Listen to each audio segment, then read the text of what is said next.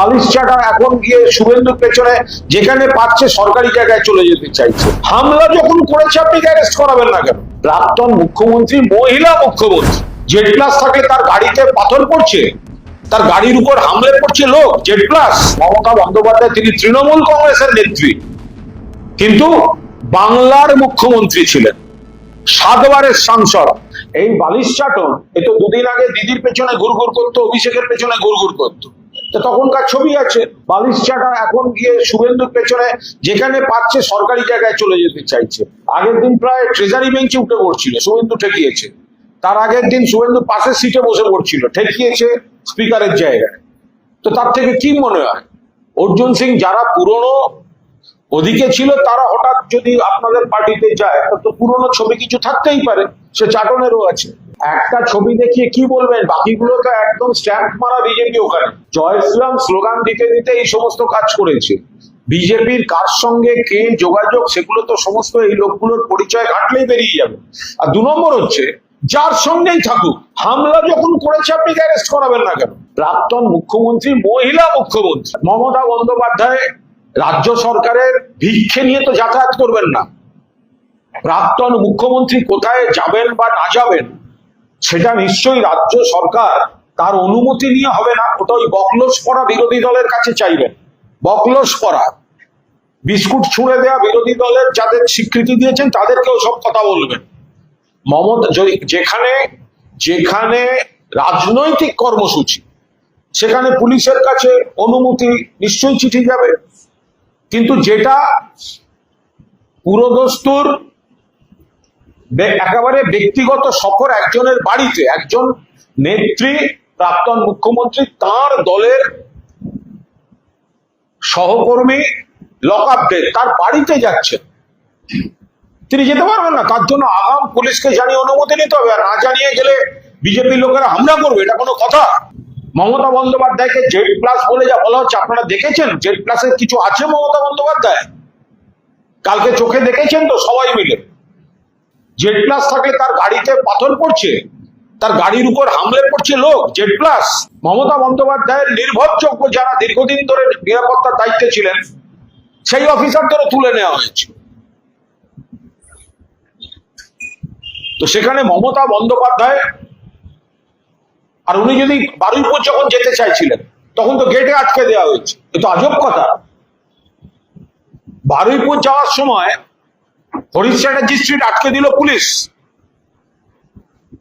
আবার যখন তিনি একজনের বাড়ি যাচ্ছেন, সেখানে বিজেপিকে দিয়ে হামলা করিয়ে পুলিশ মন্ত্রী বলছেন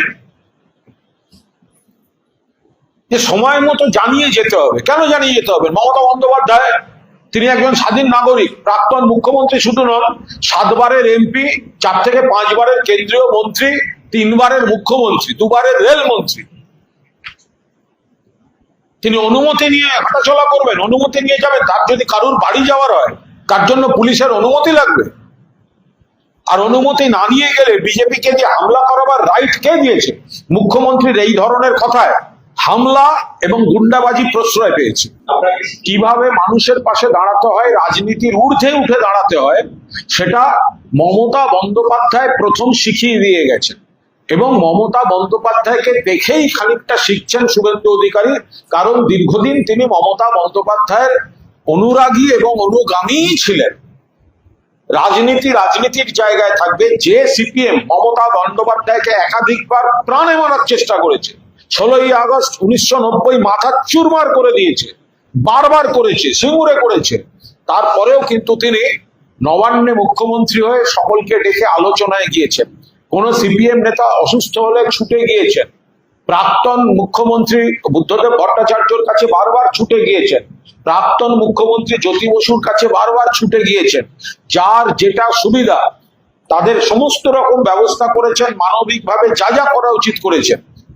অন্য দলের ক্ষেত্রেও একইভাবে প্রযোজ্য। মমতা বন্দ্যোপাধ্যায় তিনি তৃণমূল কংগ্রেসের নেত্রী, কিন্তু বাংলার মুখ্যমন্ত্রী ছিলেন, 7 বারের সাংসদ, 4 থেকে 5 বারের 5 দফার 5টা দপ্তরের কেন্দ্রীয় মন্ত্রী, তার মধ্যে 2টো রেল দপ্তর, 3 বারের মুখ্যমন্ত্রী, মানুষের ভরসা পেয়ে, মানুষের আশীর্বাদ পেয়ে।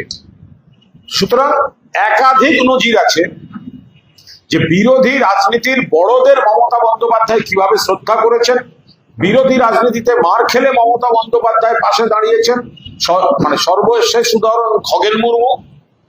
এবং এই ধরনের গোটা জিনিসগুলো শুভেন্দুবাবু গেছেন। আমি আবার বলছি, মমতা বন্দ্যোপাধ্যায় গতকালের সফরের চাপে গেছেন, কিন্তু ভালো করেছেন গেছেন, কিন্তু তা বলে এটা প্রথম হচ্ছে সেটা নয়।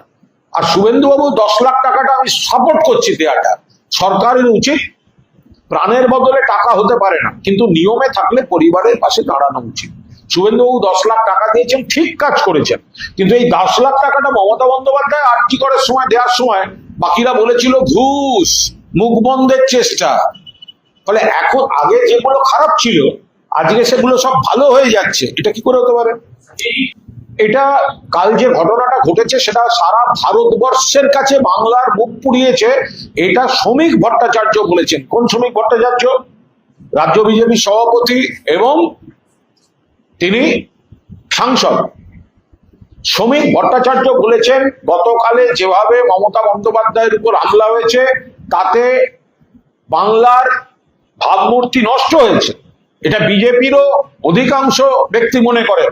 মমতা বন্দ্যোপাধ্যায় বিরোধী বা সমালোচক হলেও সিপিএম এর বিকাশ রঞ্জন ভট্টাচার্যও মনে করেন, সিপিএম মনে করে, কংগ্রেস মনে করে, সমাজবাদী পার্টি মনে করে, কলকাতা মনে করে, সারা বাংলা মনে করে, দিল্লির রাজনীতিবিদরাও মনে করেন, সেই চাপ থেকে ফেস সেভিং এর জন্য আজ সরকারকে গোটা ব্যাটালিয়ন নিয়ে ওখানে গিয়ে হাজির হতে হয়েছে। প্র্যাকটিক্যালি শ্রমিক ভট্টাচার্যের কাল যেভাবে শ্রমিক ভট্টাচার্য সরব হয়েছেন, শ্রমিক ভট্টাচার্যের ক্ষমতা নেই, তিনি মানবিক মুখ দেখাতে চাইছেন, কিন্তু সরকার বা পার্টির গুন্ডা শ্রেণীকে কন্ট্রোল করার ক্ষমতা শ্রমিক ভট্টাচার্যের নেই। কিন্তু শ্রমিক ভট্টাচার্য যে অসন্তুষ্ট সেটা কাল প্রকাশ্যে বলে দিয়েছে।